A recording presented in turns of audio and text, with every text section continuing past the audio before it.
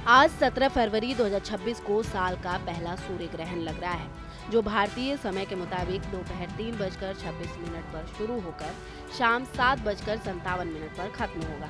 लगभग 4 घंटे 32 मिनट की इस अवधि में एक विशेष क्षण ऐसा आएगा जब चंद्रमा सूर्य के 96% हिस्से को ढक लेगा, जिससे आसमान में रिंग ऑफ फायर या आग की चमकती अंगूठी जैसा दृश्य लगभग 2 मिनट 20 सेकंड तक दिखाई देगा। शनि की राशि कुंभ में लगने वाला यह वलयाकार ग्रहण भारत में दिखाई नहीं देगा। फिर भी धार्मिक मान्यताओं के अनुसार इस दौरान नकारात्मक ऊर्जा से बचने के लिए भोजन में तुलसी के पत्ते डालना और गायत्री मंत्र या महामृत्युंजय मंत्र का जाप करना शुभ माना जाता है।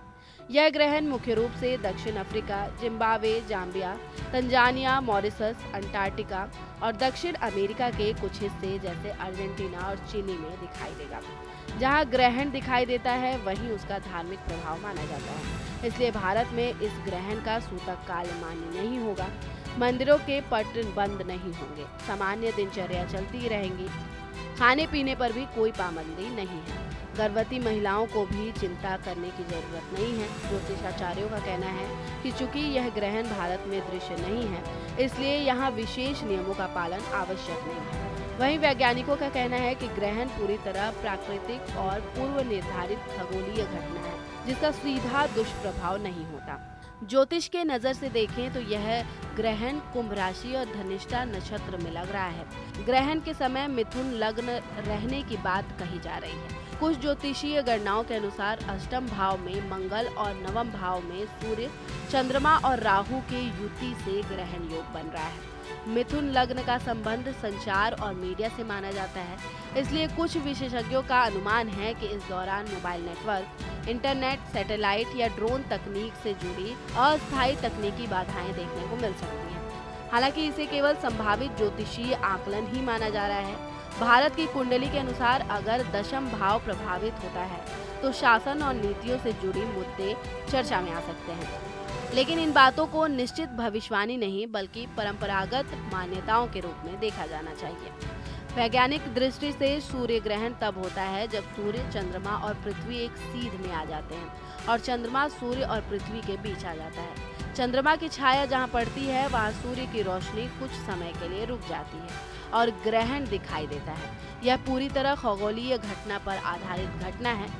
धार्मिक मान्यताओं में ग्रहण के दौरान मंत्र जाप, ध्यान और पूजा का महत्व बताया जाता है।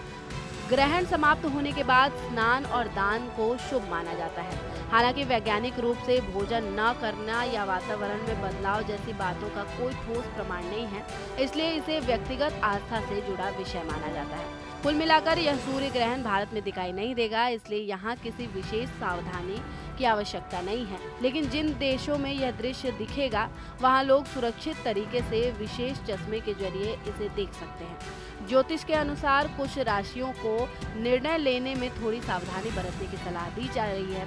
खासकर कुंभ राशि वालों को आर्थिक फैसलों में सोच समझकर कदम उठाने की बात कही जा रही है, लेकिन घबराने की जरूरत नहीं है। यह एक सुंदर और रोचक खगोलीय घटना है जो हमें ब्रह्मांड की विशालता का एहसास कराती है। आस्था हो या विज्ञान, दोनों के अपने अपने नजरिए हैं और आज का दिन इन्हीं दो दृष्टिकोणों के बीच संतुलित समझने का अवसर भी है।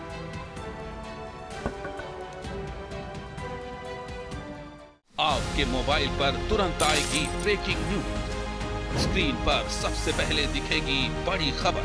देश दुनिया की हर खबर एक जगह। अब आपके मोबाइल पर तुरंत फटाफट इंस्टॉल कीजिए न्यूज नेशन ऐप और रखिए खुद को अपडेट।